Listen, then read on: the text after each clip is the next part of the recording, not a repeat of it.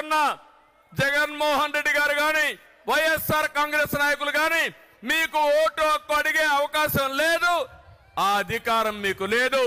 మద్యపాన నిషేధం మీద మాట తప్పిన మీరు, మడమ తిప్పిన మీరు అడగడానికి అవకాశం లేదని చెప్పి కూడా నేను మీకు తెలియజేస్తున్నా.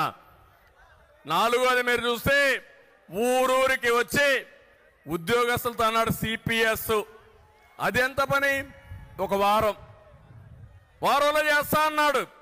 ఎన్ని వారాలైనా అడుగుతున్నా ఈ ముఖ్యమంత్రిని, అంగన్వాడీ టీచర్లకి జీతాలు పెంచాలని చెప్పాడా లేదా అని మిమ్మల్ని అడుగుతున్నా. ఈరోజు అంగన్వాడీ టీచర్ల పైన, ఆయాల పైన ఎస్మా తీసుకొచ్చి ఉద్యోగాలను తీసేస్తానంటున్నాడు. ఈరోజు రాష్ట్రంలో అందరూ ఆందోళన ఉన్నారు. దానికి కారణం ఈ చేతగాని దద్దమ్మ ప్రభుత్వం, అవినీతి ప్రభుత్వం, అసమర్థ ప్రభుత్వం అని చెప్పి కూడా నేను మీకు తెలియజేస్తున్నా. ఏం తమ్ముళ్ళు అడుగుతున్నా, యువతని ఉద్యోగాలు ఇస్తాన్నాడా లేదా? మీకు జాబ్ క్యాలెండర్ ఉన్నాడా లేదా? డిఎస్సి పెడతా అన్నాడా లేదా? 5 ఏళ్లలో ఒక ఉద్యోగం ఇచ్చాడా అని మిమ్మల్ని అడుగుతున్నా. ఎవరికైనా వచ్చిందా అని మిమ్మల్ని అడుగుతున్నా. జాబు రావాలంటే అది మన విశ్వసనీయత, అది ఈ బోగస్ విశ్వసనీయత. ఇంకో పక్క కరెంటు ఛార్జీలు పూర్తిగా తగ్గిస్తా అన్నాడు. ఎన్నిసార్లు పెంచారు? 9 సార్లు పెంచాడు. అంటే లెక్కలేనితనం, చెప్పిన అబద్ధాలు చెప్పకుండా బతుకుతున్నాడు. 200 రూపాయలు కరెంటు బిల్లు ఉంటే ఎంత వస్తుంది? ఇప్పుడు 500, 1000 రూపాయలు అవునా కాదా? ఏమమ్మా ఎంత వస్తుంది కరెంటు బిల్లు?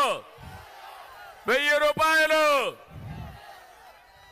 మళ్ళీ చెప్తున్నా, నాణ్యమైన కరెంటు రావాలంటే, కరెంటు రేట్లు పెరగకుండా ఉండాలంటే తెలుగుదేశం జనసేన రావాలి.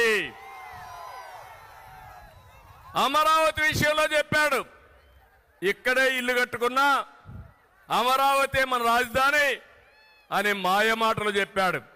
ఎన్నికలైనాయి, మాట మార్చేశాడు, ఊసర వెళ్లి రాజకీయాలు చేశాడు. ఇప్పుడేమంటారు 3 రాజధానులు అన్నాడు. అసలు రాజధాని లేకుండా చేసే పరిస్థితికి వచ్చాడు. కడాన నిన్న మొన్న విశాఖపట్నానికి వెళ్ళడానికి ప్రయత్నం చేశాడు. కోర్టు మొట్టికాయలు వేసింది, నువ్వు ఎక్కడికి పోవడానికి లేదు, ఇక్కడే ఉండాలి, అమరావతిలో ఉండాలని. అన్ని కేసులు ఏప్రిల్ కేసారు. ఇప్పుడు చెప్తున్నా, నీ పీరియడ్ అయిపోయింది, అమరావతి మన రాజధాని, ఇది తథ్యం. అంటే 5 సంవత్సరాలు రాజధాని లేకుండా చేసినది ఈ జగన్మోహన్ రెడ్డి విశ్వసనీయత. ఇంకో పక్క వస్తా, ఆ వెర్రిపప్పు కూడా వస్తా. వివేకానంద రెడ్డిని చంపేసి నారాసుర రక్త చరిత్ర అని చెప్పి కడాన ఆయన కూతురి పైన కేసులు పెట్టి వేధించడం అంటే మీరు ఒక్కసారి గుర్తుపెట్టుకో.